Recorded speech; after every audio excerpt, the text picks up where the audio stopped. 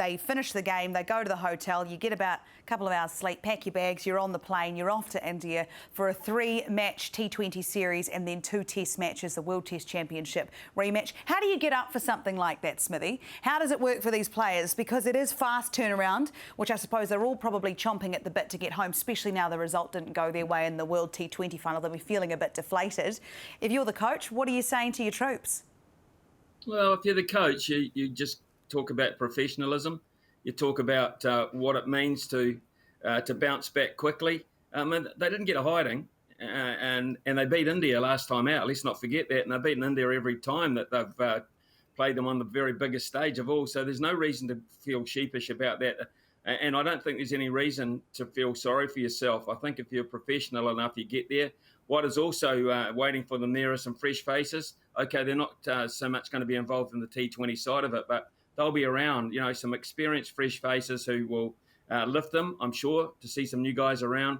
Those guys that are hanging around for the test matches, they're vital to know that they're around the scene. So there's a lot of reasons to go to India positive, I feel. I mean, you are a very popular cricket side. You nearly pulled off the World Cup. You're playing better cricket than India. If you look at the two sides, we're not talking about a side that's in disarray here with a change of personnel, a change of captain, a change of coach or whatever. We're just talking about a side that lost the game of cricket in a fashion that perhaps they shouldn't be too ashamed of. But I don't think Gary Stead should have to say too much to this New Zealand side. There's enough there to be proud enough in their own performance to just get on with it. New scene, different team, same approach, get on with it. There were 6 players in the Blackcaps World Cup tournament side there that had never been to an ICC white ball event before. Your Kyle Jamiesons, Mark Chapman, Todd Astle. Do you think that those boys who have been around the team now, around the side, would have probably learnt a lot from the environment and what it was like on the big world stage like that? Will they get a crack in India, or do you imagine that Gary Stead will field the same team he played throughout that World Cup? I think he'll reinvigorate the group a little bit by giving one or two an opportunity. I think Kyle Jamieson will potentially get a run there, especially in Jaipur where there is a little bit of bounce at times. So that could be a decent option first up.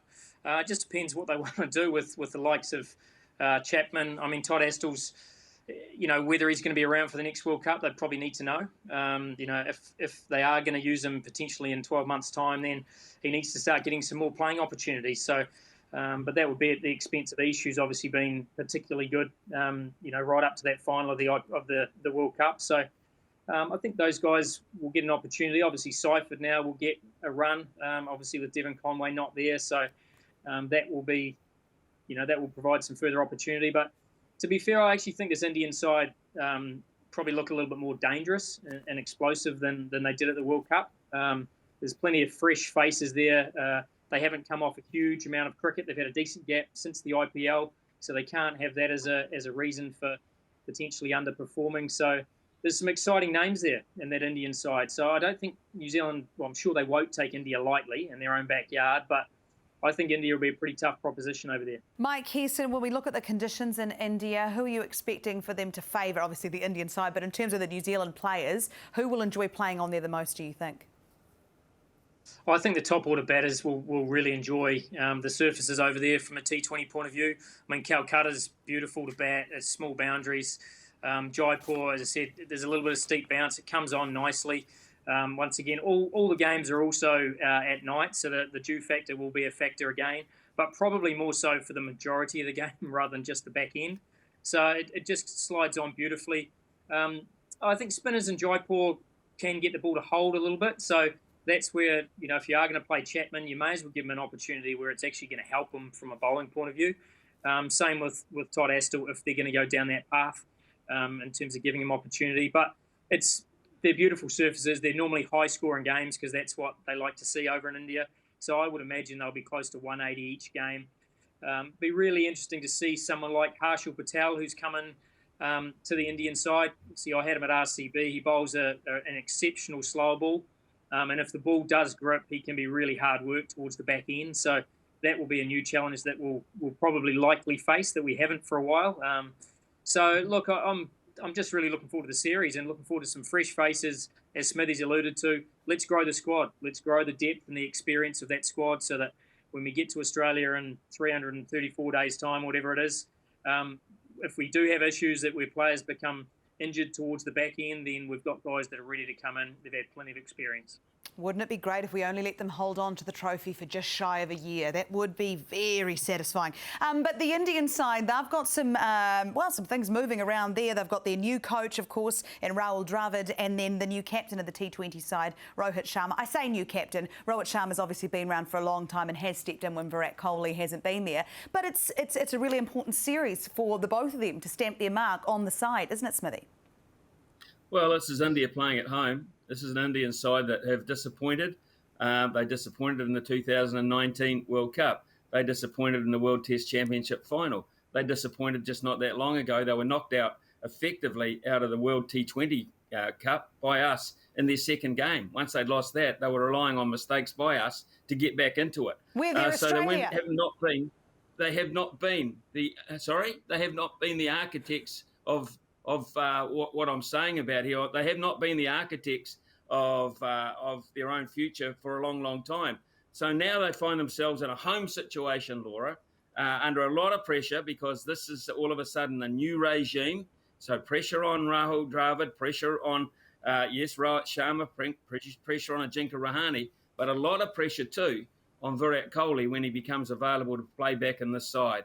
They don't take losing to sides like us on a regular basis very often. This is the first opportunity for them to make a statement in their own backyard, and I'm picking they'll go hell for leather to do just that.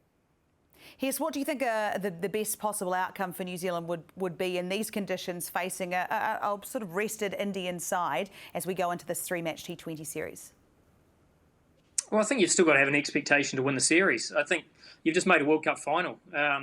You're probably the best side in the world across all three formats. So whether you're playing home or away, whether we're slightly inexperienced, whether we got beaten up a little bit in the final, we should still arrive in India with plenty of confidence. And I think winning the series is an expectation that we should have. It's going to be really difficult. Can't take anything for granted. And Smithy's bang on. I mean, they will come hard at us. They've got some fresh faces that we don't know a huge amount about, or the New Zealand guys haven't played a lot about. They've done very well in the IPL.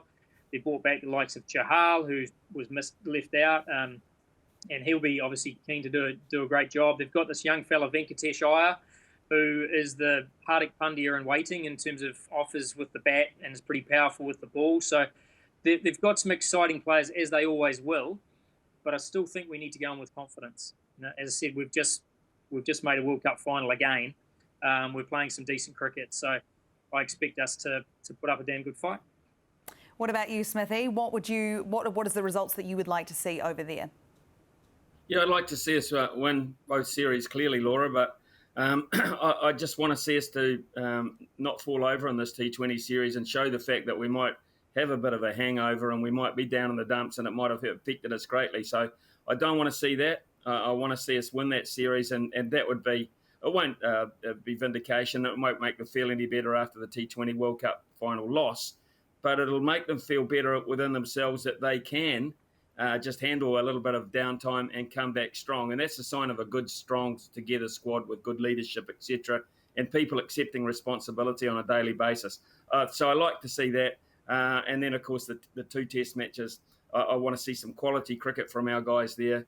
They're expecting to have a spin barrage at them. They're probably only going to play two quick bowlers, and so we're going to have to match them in that department if we can. That'll be harder. The test series will be harder, but let's just get this one out of the way first.